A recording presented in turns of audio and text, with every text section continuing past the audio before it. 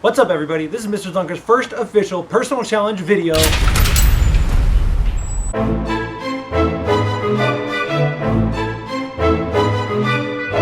I've worked on fences with others before, but this is the first time me taking the lead from start to finish. My original goal was to finish during my week of spring break, which, as you can see,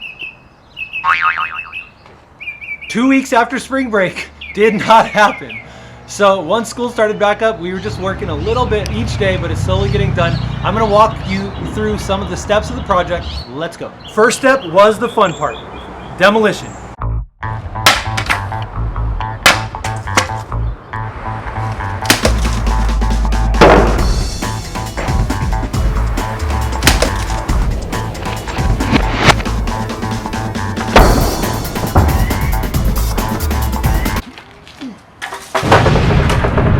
Okay, so the demolition was fun until I made an unexpected discovery.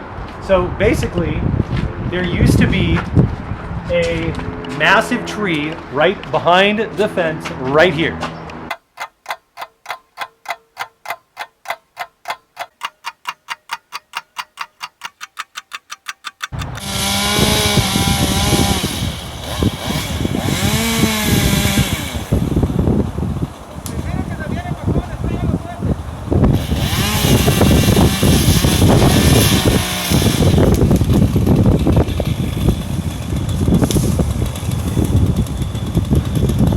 And something you might not know about massive trees is that they make massive tree roots. After we took out all the fence pickets with the hammer and karate, then we had to get the posts out. But these posts were, one, cemented in, and then two, the massive tree roots were wrapped around the posts. And you can't take the posts out until you take the tree roots out. With the shovel, axe, two other people, hours of work, we were able to clear them. Come check out some of these roots. So,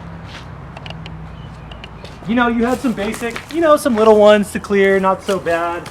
Maybe a little bit bigger. I had to call my stepdad for some help. But then we found the mother root. Okay. This root, look how big this root is. And I have big feet. Was wrapped around the main post. Our last post that we needed to take out. We're like, finally, this is the last one. We thought it was gonna take maybe 15 minutes. We had to dig out all around the sides. We axed it off, so there's part of this root still in the ground. We probably spent, with 3 people, probably 2 hours between digging, axing, and pulling this thing out. But the deed is done. Rest in peace.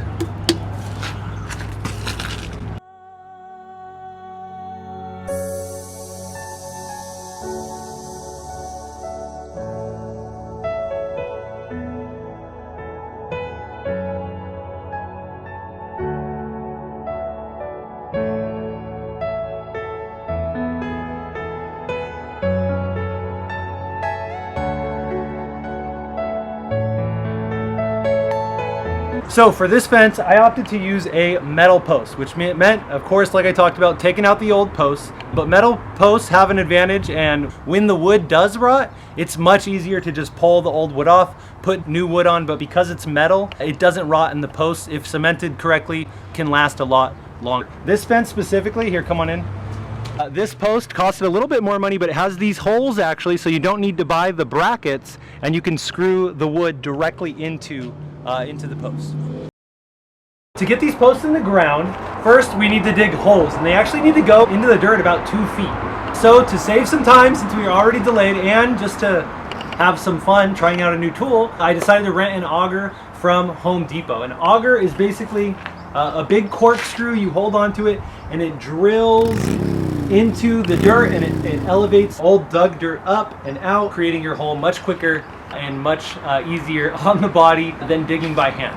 After we had our holes, then it was time for the cement. So what we did basically is you put the post in the ground. Of course, I had to buy the big 90-pound bag of cement. I hoisted up a 90-pound bag of cement. Normally for bigger projects, sometimes they have big cement mixers you might have seen that they all mix it and then pour it into the hole. But for post holes, you can get quick setting concrete and just do it directly in the hole. I'm lifting this big heavy 90-pound bag. I'm dumping it into the thing, and in this hole there's just dust flying everywhere. I can't see anything. This is the first time I've done this. I don't exactly know what I'm doing.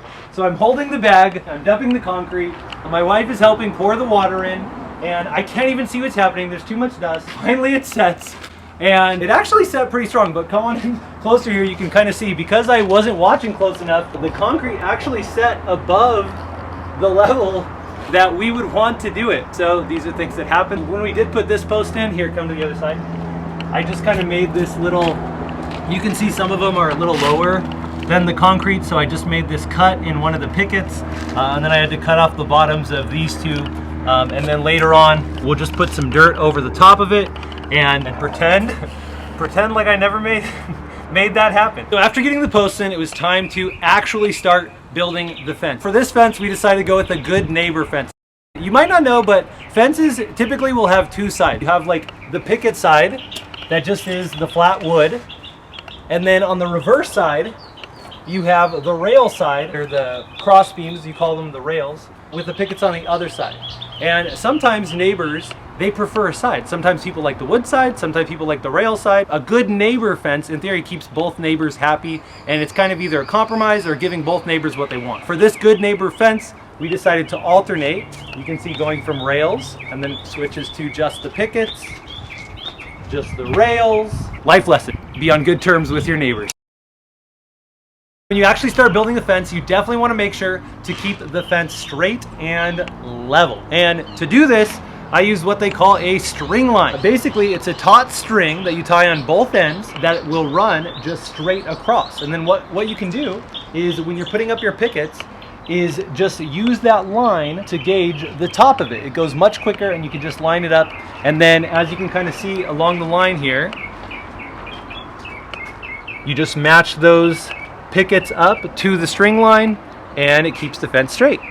This is how I set up my string line. I put this little nail in the top of one of my fence pickets. That's going to be the height that I kind of want to match with on the other side. Pull your string line taut so it's nice and straight, and loop it around the nail. Now, you could tie knots and whatnot, but there's a little cool trick I learned from YouTube where you can just wrap this line around maybe 7 or 8 times. That's good enough. And then you take that excess and you're gonna rip it back this way to keep the tension grouped up together so it won't slip. Then when you release, all the tension's being pulled this way, and it keeps that line taut. When you're ready to remove the line, you just pull it back this way, and it undoes nice and easy. It's just about time to get back to work. My new goal is to finish the fence this weekend, so I should get to it. We have just about 2/5, I'd say, estimated of the fence left. Hopefully this goal goes a little bit better than our last one, but you never know. I'll check back in when we're finished.